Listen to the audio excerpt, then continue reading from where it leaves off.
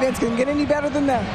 I don't know. No, they're tough judges. But I have a couple of tricks on my sleeve. All right. Is he back at the crate? Well, Jerry Stackhouse, following a very tough act. It's like coming up to bat after Babe Ruth or something. It's a tough one to do. Yeah, that was a pretty good dunk, but now he's probably going to get 7s and 8s. You can't, you said after Babe Ruth, it's like you can't come after Babe Ruth. You don't go singing after Michael Jackson. There's certain things you just don't do. And right there, he's got to have to get a lower score just on crowd approval alone. He should have done the dunk while Vince was getting his interview, done the sneak quick one. How about Vince Carter saying that he was winging it? Not bad for a guy winging it the first time out of the box. 29 inches on the jump meter there for Jerry Stackhouse. And Jerry Stackhouse ends up with a 41. Hey, Jerry, how tough was that act to follow? You saw it.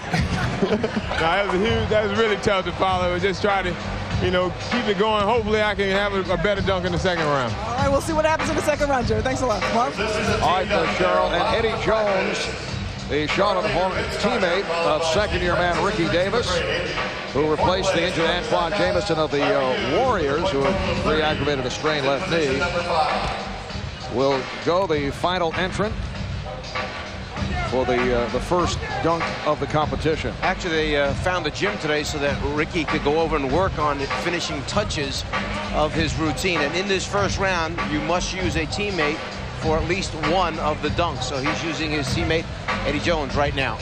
Ricky Davis, as a rookie last year, excited crowds throughout the NBA with some extraordinary dunks. But all these guys are now following a very difficult act. Nicely done by Ricky Davis. But everything seems to pale after we see Vince Carter. Anticlimactic after that. The whole place came down. What do you do next? Hey, you know what, guys? I don't understand why all these guys have all these shooters being their passers. Where's David Wesley, Eric Snow? Where's these guys? These are the guys that give him the ball all night. He brings out Eddie Jones, who wants to take more shots than he does. I don't understand it. What about Allen Iverson? He's got Allen Iverson passing to him. Larry Hughes. He might pass it to the rim, Danny. He might shoot it.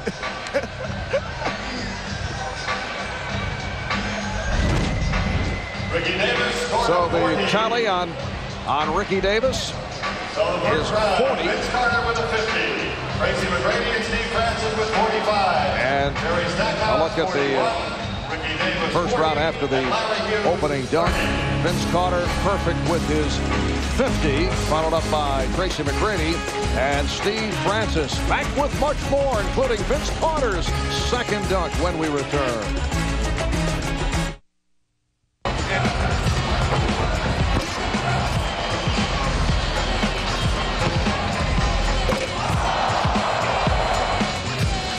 We welcome you back to the Bay Area, the site of the NBA All-Star Weekend.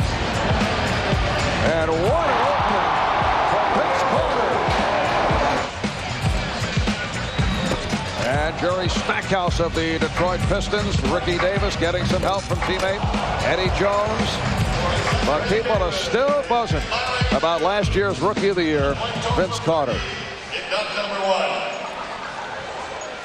Vince Carter showing us perfection with the 50, 45 apiece for Tracy McGrady and Steve Francis. Back to the top of the lineup, Larry Hughes of the Philadelphia 76ers.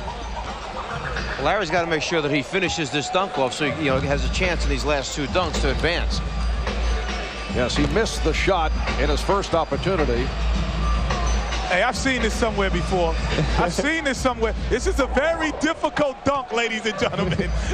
This is very difficult if you can catch it. Now the judges have to rule whether or not he's allowed to do it one more time. He gets one more time in my book, because once you don't touch the basketball, you get another one. But he's bouncing it too hard. He's bouncing the basketball too hard. You have to do it like a regular bounce pass, because the ball is your adrenaline flowing. The ball's going to hit the rim no matter what. We asked Rod Thorne from the NBA this morning, how many opportunities do you get? And I guess they will give him an extra shot. The feeling was it would be 3. You know, if it was baseball, he'd be gone. That's all I'm going to say. Strike 3, you're out. He'd be gone if it was baseball. All right, Larry Hughes taking a different direction to the dunk attempt. And once again, we'll see a string of sixes. Larry hearing it from the crowd as he lays it in. I think Vince Carter's got everybody's brain a little bit, trying to do something maybe they can't do.